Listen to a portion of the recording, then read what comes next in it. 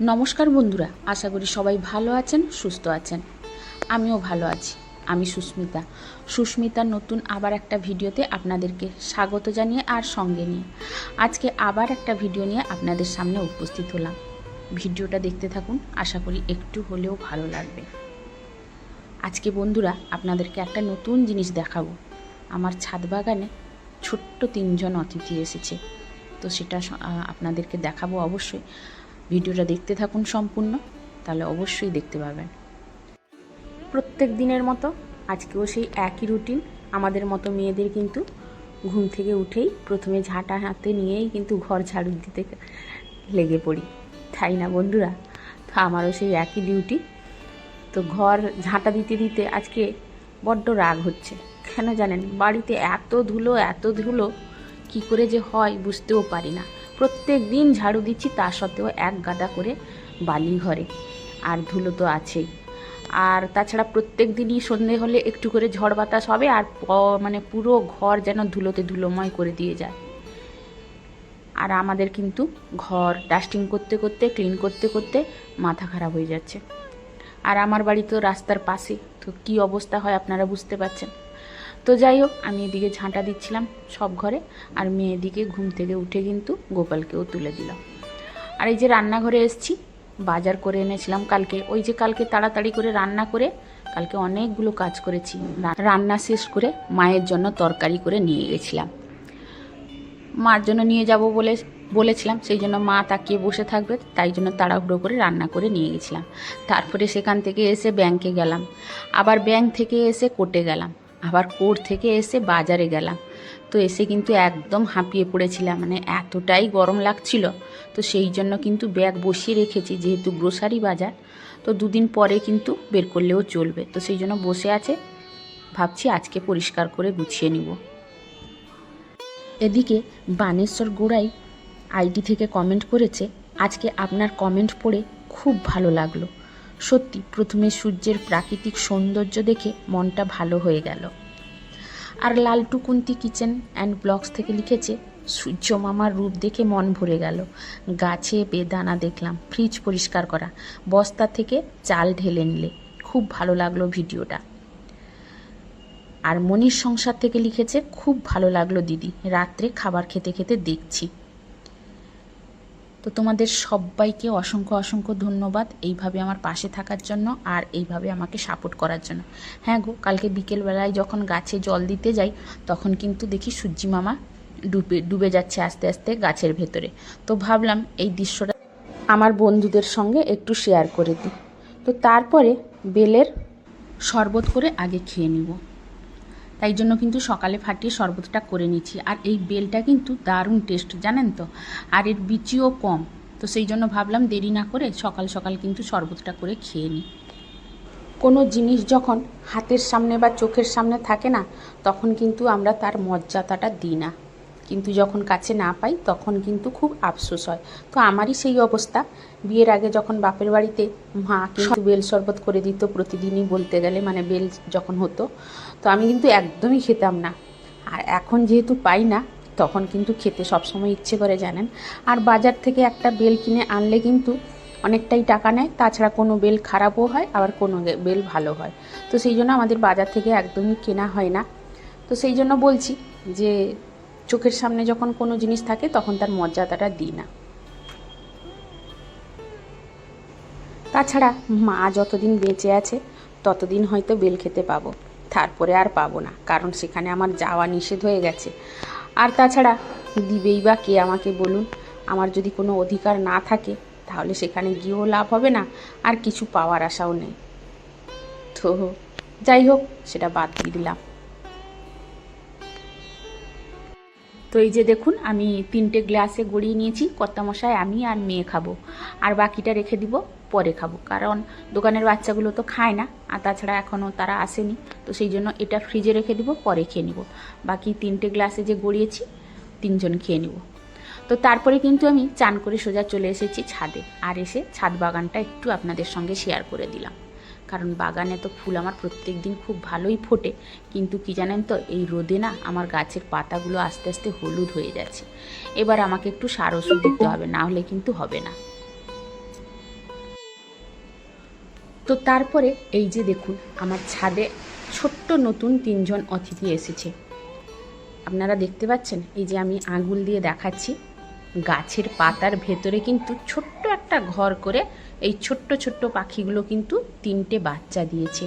আমার ওই লিলি ফুলের যে গাছটা আছে, ওই লিলি ফুলের ভেতরে কিন্তু গাছের ভেতরে বাসা দিয়েছিল। দেখিনি, আমি বুঝতেই পারিনি। কদিন ধরে ফুল তুলতে যখন আসি দেখি পাখিটা মানে দেখতে পেলেই উড়ে চলে যায়। আবার যখন বিকেলে জল দিতে আসি, গাছে জল ঢালার সঙ্গে সঙ্গেই কিন্তু ফুরুত করে উড়ে চলে যায়, বুঝতে পারতাম না। হঠাৎ কালকে যখন দেখি যে এর মধ্যে কিন্তু বাসা গড়েছে পাখি, আর তার মধ্যে 3টে ছোট্ট ছোট্ট বাচ্চা আছে। আর এই যে দেখুন বাচ্চাগুলো, আমি তো দেখে অবাক হয়ে গেছি। আর ঘরটা কত সুন্দর করে করেছে দেখুন। তো ভাবলাম আমার বন্ধুদের সঙ্গে শেয়ার না করে কিন্তু আমি থাকতে পারছিলাম না, তো সেই জন্য আপনাদের সঙ্গে একটু শেয়ার করে দিলাম। মানে অবাক হয়ে গেছি যে এইটুকু গাছের মধ্যে কি করে এত ছোট ছোট পাখিগুলো বাসা করেছে আর বাচ্চাও দিয়েছে। দেখতে কি সুন্দর লাগছে, তাই না? তো তারপরে পুজো করে এই যে নিচে চলে এসেছি, আমি রান্না করতে যাব। মেয়ে বলে যে আমার চুলটা একটু কেটে দাও, আমি এত বড় চুল রাখবো না, আগে পরীক্ষা দিয়ে দিই তারপরে গিয়ে বড় চুল করব। তো আমি বললাম ঠিক আছে নিয়ে আয়, আমি কেটে দিচ্ছি। আর এখন বিউটি পার্লারে কাটতে গেলে একটু চুল কেটে দিবে 200 টাকা নিয়ে নিবে জানেন। আমি কিন্তু কেটে দিতে পারি, কারণ আমি বিউটি পার্লার বিয়ের আগে, মানে আজ থেকে 25 বছর আগে, 25 বছর না, আজ থেকে আমি 30 বছর আগে কিন্তু প্রথম বিউটি পার্লার আমি শিখেছিলাম। 3 মাস গেছিলাম, কিন্তু তারপরে আর শিখতে পারিনি বাড়ির লোকেদের জন্য। মানে বাড়ির লোকেদের তখন একটু আগ্রহ ছিল না, মা বাবা কোনো দিন আটকায়নি, কিন্তু ওই কিছু নিজের লোক আছে তার মধ্যে, তারা কিন্তু আমাকে এগোতে দেয়নি। তো সেই জন্য 2 মাস 3 মাস শিখে কিন্তু বন্ধ করে দিয়েছিলাম। মানে আমি আইব্রো আর ম্যানিকিওর পেডিকিওর এইগুলো কিন্তু শিখেছিলাম জানেন তো, কিন্তু কোনো কাজে লাগাতে পারলাম না। তো সেই জন্য একটু মেয়ের চুলটাও আমি কেটে দিই, আমিও কখনো কখনো নিজের চুলটা কেটে নিই। তো এখন আর আমার তো চুলই বলতে কিছু নেই, কাটার মতোও কিছু নেই। তো তারপরে চলে এলাম, আজকে দুপুরে একটু স্পেশাল রান্না করব। তো কি বলুন দেখি, এই গরমে ভাত একদমই খেতে পাচ্ছি না। তো যেহেতু আজকে শনিবার, নিরামিষ খাবো।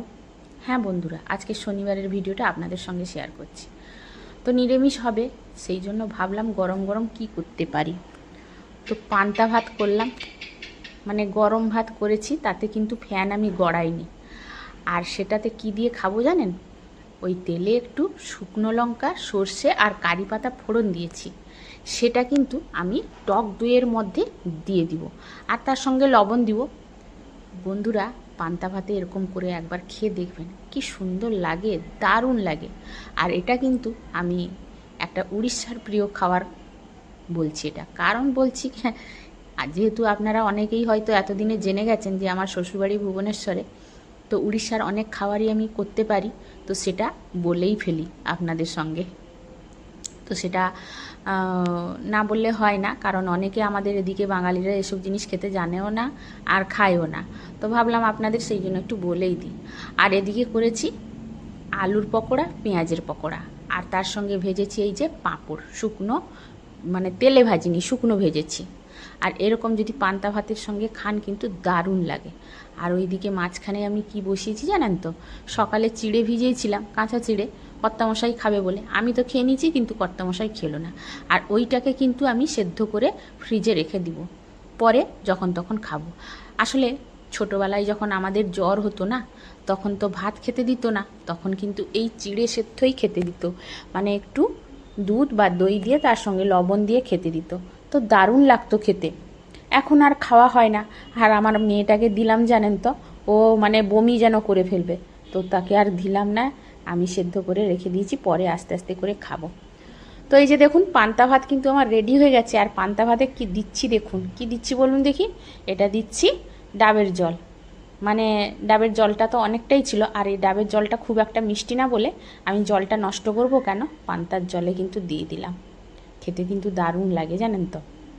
নষ্ট আমি কিছুই করি না, যতটুকু পারি কিন্তু বাঁচানোর চেষ্টা করি। হ্যাঁ, নষ্ট হয় না বললে ভুল কথা, নষ্ট হয় কিন্তু মাঝে মাঝে অনেক জিনিস, তাও চেষ্টা করি যতটা সম্ভব কম নষ্ট করার। তো তারপরে এই যে কিন্তু নারকেলগুলোও বের করে নিচ্ছি, পান্তা ভাতের সঙ্গে খাবো। আর পান্তা ভাতের আজকে মেনুটা একটু দেখে নিন। এই যে আছে পাঁপড় ভাজা, শসা, ছোট ছোট পেঁয়াজ, আর আছে পাঁপড় ভাজা, আর ওই আলু আর পেঁয়াজের চপ, আর তার সঙ্গে দই মাখাটা আছে। তো আজকে কিন্তু কবজি ডুবিয়ে কিন্তু পান্তা ভাত খেলাম, এত টেস্টি হয়েছিল জানেন। এই গরমে এরকম খেতে কিন্তু দারুণ লাগে বন্ধুরা। তো আপনারা নিশ্চয়ই একবার ট্রাই করে দেখবেন। তো এদিকে কমেন্ট করেছেন অপর্ণা রয় ব্লগ সাপোর্ট, সত্যি সময় লাগে, শরবত খাও তুমি? হ্যাঁ গো, আমি শরবত মাঝে মাঝে খাই, সব সময় খাই না, কিন্তু বিয়ের আগে প্রতিদিনই মা আমাকে শরবত দিত, মানে যে কোনো একটা শরবত কিন্তু আমরা বছরে 365 দিনই খেতাম, কিন্তু এখন আর সেটা খাওয়া হয় না। এখন বাচ্চাদেরকে মাঝে মাঝে দিই, তাও কিন্তু ওরা খেতে চায় না। তো থ্যাংক ইউ সুন্দর কমেন্ট করার জন্য। তো তারপরে কমেন্ট করেছে